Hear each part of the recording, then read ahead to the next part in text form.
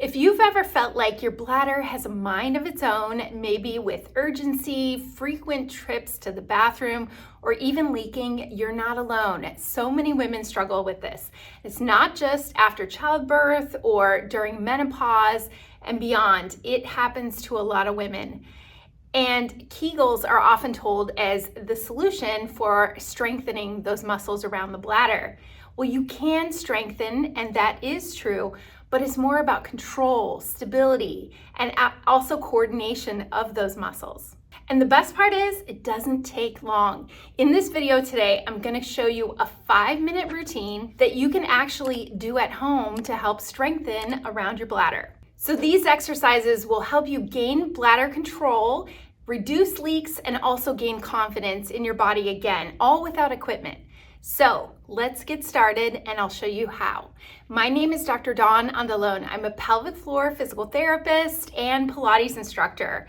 And this is more common than 50% of the population over the age of 40. Your bladder needs more than just squeezing the muscles of the pelvic floor. It's more about your entire core area, including your diaphragm, your abdominals, your back muscles, your hips.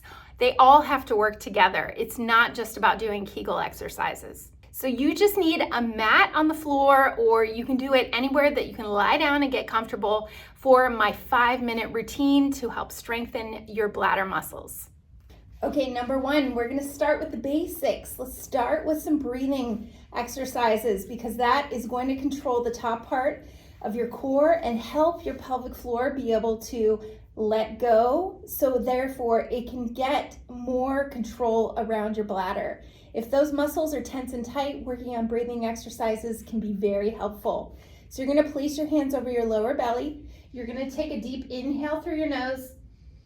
Feel that area around your belly raise into your fingertips, and then exhale through your mouth. And you'll feel the rise and fall of your belly. You want to let go from the shoulders and the neck. Take any tension out of the shoulders and just breathe from that lower belly, filling the air. Imagine you're filling the pelvic area with air, and so if it was around your vaginal muscles, you're going to just gently feel like that area is opening up and expanding. Between your sits bones, you're getting some lengthening of that pelvic floor. You're not bearing down and pushing, but you're just inhaling. So you get that whole area to fill with air, and then you're exhaling through your mouth. You can repeat this about 5 to 10 times, and that's starting off with diaphragmatic breathing. And breathing is also going to be helpful to connect the core with the pelvic floor, so that's why it is our first exercise. So number 2 is pelvic lifts, and so this is beyond Kegels. We're going to take that breathing into integrating a little bit of pelvic floor work. So if you take that inhale into your lower belly, and then as you exhale, you're going to imagine that vaginal opening, squeezing a marble and thinking of pulling it in and up. So imagine that pelvic floor lifting without squeezing your butt muscles. Inhale, let it all go, relax, and then exhale, think of lifting that marble and zipping up, and you might feel a little tension under your lower belly muscles, your fingertips there. And repeat that about 5 to 10 times for those pelvic floor lifts. Inhale, and then exhale, you're squeezing and lifting in and up. Imagine that inner part of your core, that's what you're actually working here. And you want to make sure that you're relaxing between each rep. That is most important, that you allow those muscles to let go and not contract the whole time, but you're actually letting go on your inhale. The next exercise is a heel slide for that deep core stability. So I am back on my back. Inhale. And then as I exhale, I'm going to slide one leg out while I contract those muscles, thinking of pulling together what you did in the last exercise. So as you contract those pelvic muscles, your leg will slide. And then when you bring it back in, you're going to let go of those muscles. So we're going to slide out with a little contraction and then let it all go as you come back in. Make sure you're not holding your breath. And you'll feel some tension in your lower belly and through your pelvic muscles as you slide each leg along the floor. So those heel slides back and forth, do about 5 to 10 on each side. It's also important for that exercise that you keep those hips real stable. You're not getting a lot of rocking and moving through your pelvis and through your hips as you move the legs. Number 4 is a glute bridge for pelvic stability. So you're on your back, you're going to inhale, you let those muscles go, then exhale, I pull in and up. Imagine that marble lifting. Before I lift my bottom, lift your hips up in the air. So I'm coming up into that glute bridge. And then I inhale, I let all those muscles go.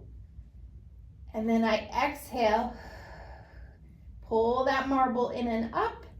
This time you are using your hips, lifting your hips off the floor. Just hold for a second or two, and you can repeat that 5 to 10 times. You're using your hip muscles now and your deep core. Let's do one more. Make sure you're not overextending your back. You're tightening through your glutes and your core. The last exercise is a seated posture exercise with core engagement.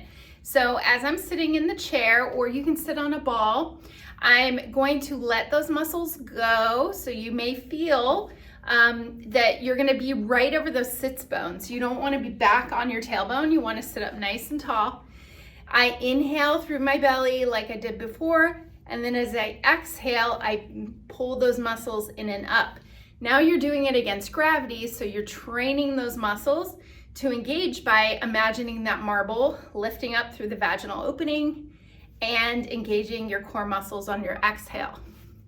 Inhale, I let it go, and then exhale, I pull those muscles in and up. It's very important to stack your spine so you're sitting up nice and tall.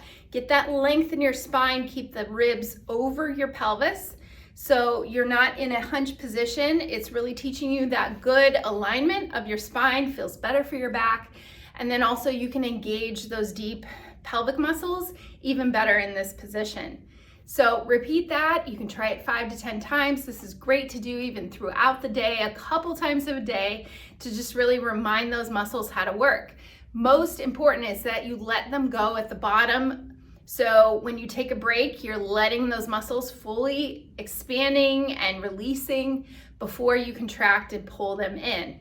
Check in with that area throughout the day. Make sure you're not holding a lot of tension in your inner thighs, your butt muscles, or your abs. You don't want to overstress those muscles, but learn how to let them go with the inhale and then exhale, and then you're using them.